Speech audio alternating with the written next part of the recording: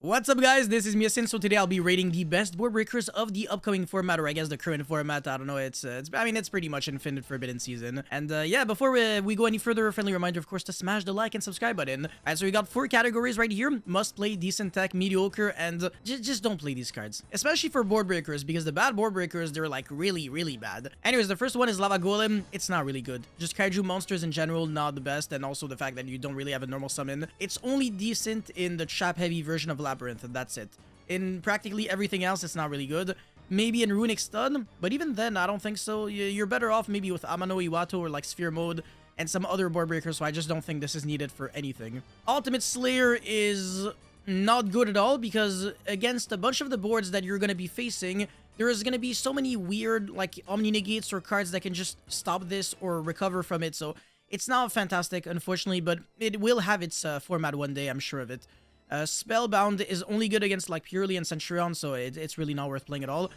Okay, Change of Heart is one of the best ones out of like the not unfair board breakers. It's a fair card in a way, but I think the issue with Change of Heart is that sometimes you'd rather want to have like a hand trap instead of that. Every deck where Change of Heart is good against, hand traps are usually good against too. So it's not like Cosmic Cyclone, for example, which solves a lot of your issues because it's good against Runic Stun while also being good against a variety of decks, and it can also act as a board breaker against the Centurion deck, because that way you're safe from the King Calamity combo. So I want to say Cosmic Cyclone, one of the best staples for sure this format. Okay, Regeki is not fantastic unless you're playing it in like Tenpai Dragon, then it's not too bad.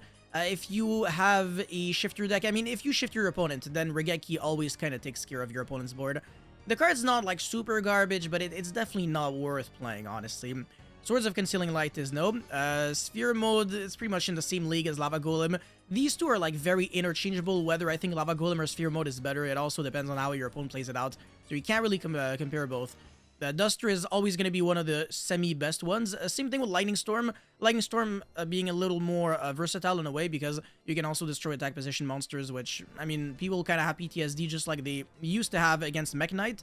So just like people are no longer summoning all their cards in the same column, they're also summoning all of their important monsters in defense position. It's just a reflex. Even when you don't have Lightning Storm, even when you could not theoretically activate Lightning Storm, it's never gonna have full value just because everybody respects it indirectly in a way. Evenly Matched is very good. Actually, I think it's gonna be there. It's not a card that you have to play. It depends on your deck too, though. If you're playing like Runic Ice Bear, I think a card like, I mean, just Runic decks in general, Evenly Matched is really good, because if your opponent has like an Omni Negate, then you can just beat it with Flashing Fire or Freezing Curses, and then you're evenly resolves, or your opponent keeps one card, and then you got a Runic card that can deal with it. So it's pretty nice in those kind of decks. But I want to say in decks where you play hand traps, evenly is just really weak, and it doesn't save you from the Gimmick Puppet Lock. Obviously, it doesn't stop you from, I mean, it doesn't stop the opponent from getting any Floodgate with Beatrice into Angel Blue Tears. This card has a lot of issues, unfortunately, and it can also be negated by the Fiendsmith DSRA, which is the level 9, I believe, fusion monster. Really annoying card. So again, you would rather rely on the hand traps over board breakers against them. Mind Control is objectively worse than Change of Heart, so obviously it has to be right below it. Super Poly is catastrophic. It's really bad. It has honestly practically no good matchup. It might be good against Yubel one day when we get the Duke of Demise, because it can use any 2 Fiend and or Zombie monsters. But at the current moment, all you can really do would be like, I don't know, Aerial Eater, which requires 2 Fiend monsters with the same type and attribute, something like that. It's not really good because Caesar is water, and then the SRA is light, and then their other fiends are dark. So they all have different attributes, meaning that without the Duke of Demise, Super Poly is catastrophic against Yubel, unless you're summoning the Yubel fusion, but they need an actual Yubel monster that can be used as a fusion material, and Phantom of Yubel cannot. So you can't even Super Poly that, meaning that you're gonna have to bait the Phantom of Yubel first, and then wait until they summon a Yubel monster, and then Super Poly. But your opponent's never gonna use the Phantom of Yubel interruption first, he's always gonna use the other ones first. Snatch Steal, again, in the same league as all the monster stealing cards, so obviously it's gonna be, again, interchangeable with Mind Control and, you know, things like that. Because obviously Change of Heart is way better than Mind Control, but is Snatch Steal better than Mind Control? Is it like in the middle? I think it's worse than Change of Heart, because this card can get negated by MST, ironically. MST does negate in that context. But yeah, I'm not a big fan of a card that can be stopped. Whereas Change of Heart, if you don't have the Omni Negate, quite literally, I mean the Spell and Trap Negate, it's not, it will resolve. Okay, this is Spell card Soul Exchange. It's not bad. I mean, it's kind of cool in the Flunderies deck. You can tribute using your opponent's monsters. But again, it's in the same league as Lava Golem and Sphere Mode, at least in those decks, but it's even more niche. So I would still put it in the mediocre section just because when you don't even get to that point, it just does nothing. And also you might brick, and you need like Empen to be able to like tribute summon it. So it's just shit, honestly. It's just really bad. There's no reason for me to even justify it. It's way too niche for no reason. But the effect is technically really powerful. Forbidden Droplet is a very good one. Definitely one of the better board breakers for sure. And it can also stop the Gimmick Puppet Nightmare combo. Blink Out is garbage, really bad. Dark Hole is obviously worse than Regeki, and it doesn't save you from the Gimmick Puppet lock. It saves you from like Ibli and other things like that, but even then, it's not really good. It's just not good. And also people are not playing Ra's Disciple and stuff like that. It's just not the format for Dark Hole. But again, it will eventually have a time to shine. I think Dark Hole, if anything, over time might be better than Regeki, depending on the situation. It just depends on what people choose to do against you. Fenrir is a very, very good card, just generically. I mean, as a board breaker, though, I don't think it's as good as the monster stealing cards. But I would still put it in decent tech because, honestly, it's a decent tech. And also, it's good going first, so yeah, just a good card overall. But it's not that it's mid at best. It's mid at worst and great at best, but it's never, like, insane at best. Unless you're also playing, like, Rizard so that you can go for, like, some Draco Sack combos and randomly turn, like, a non-engine card into your engine, which you can do in 10 by Dragon, by the way. Okay, Triple Tactic Thrust. This one is super niche. You can't play it in every single deck. If you go first, you're gonna get a hand shot so often that this could honestly get you any floodgate that gets you to survive against your opponent.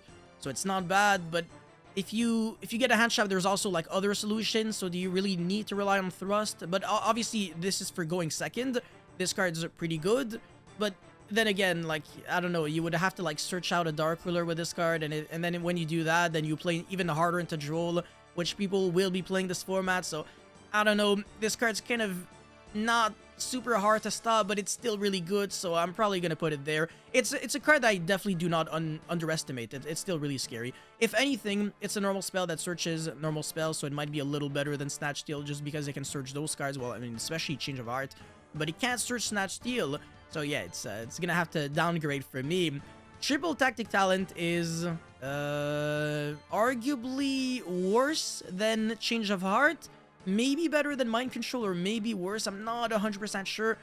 Honestly, there's not even that much of a gap between Change of Heart and Mind Control anyway, so I might be over-exaggerating, but Change of Heart still, when you can still attack with your opponent's monster, it might be relevant, because then you can jump over like Appaloosas and stuff.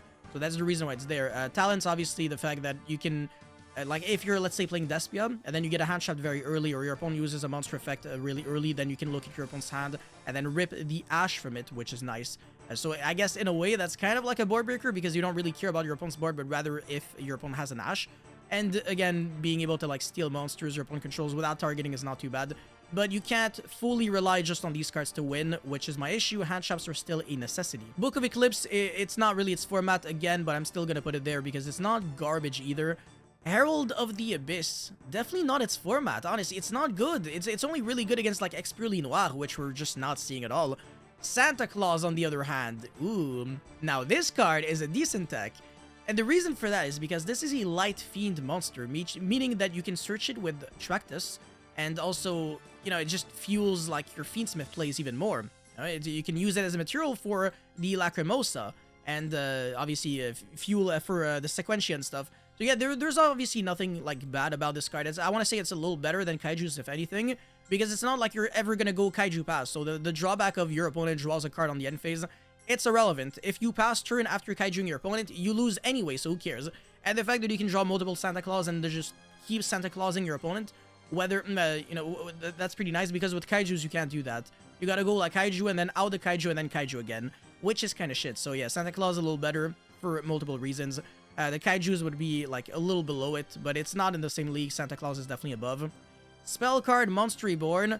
It's worse than a spell card Soul Exchange, but yeah, I mean, it's kind of like a Sky Striker, what's the card? Not Widow Anchor, shit, Shark Cannon. It's not bad, but you can't activate the effect of the monster or attack this turn. You steal it permanently, and it's a quick play spell, Monster Reborn, literally.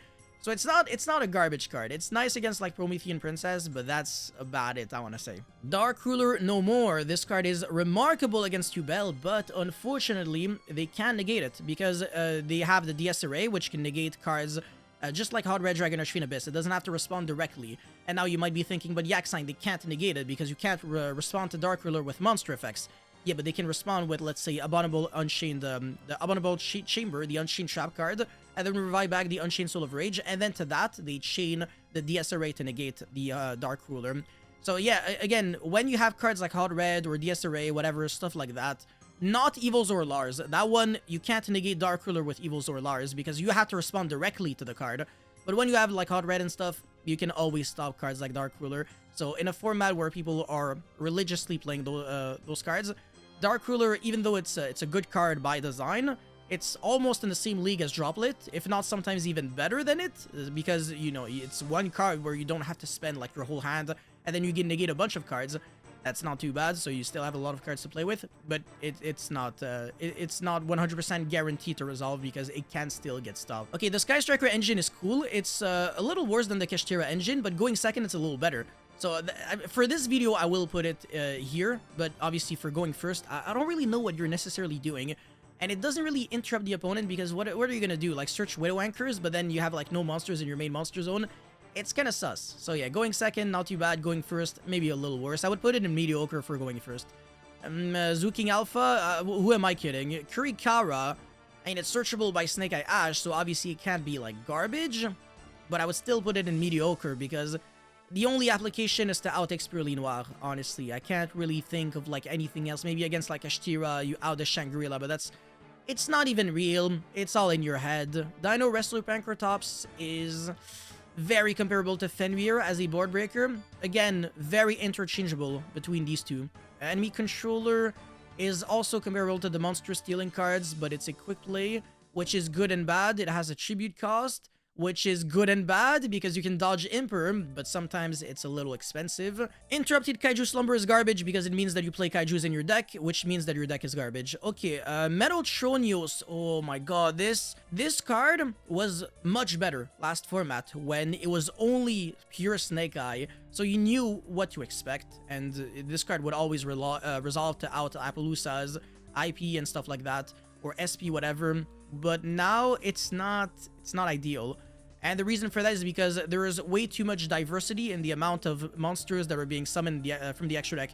Now there is like Caesar, DS Array, there's Apple, there's all the old cards and a bunch of like new cards that are really annoying, and you might not play them. And if you don't play them, then this card is worse. It's kind of like a Lullaby of Obedience, meaning that this card is going to cover less ground, making it way less good. And because of that, it kind of downgraded in my eyes, meaning that I would probably have to put it here, maybe. Yeah, maybe. Nah. It would still be there, but I mean, even then, I'm not really like strict on the like exact positioning, but I think this card just got way worse, unfortunately. And then Vesper Girsu, I haven't made a full video on this yet. It's a weird card. It has a lot of effects, but your opponent has a little too much freedom in how he can choose to like out it, so I'm not a super big fan of it either. But yeah, that's it for my tier list video, guys. Thank you so much for watching. Don't forget to like and subscribe, and let me know if you would do anything differently. I'm actually gonna remove my camera just so you can see a little more. Hold on a second. There we go. Yeah, so I'll see you guys very soon. Peace.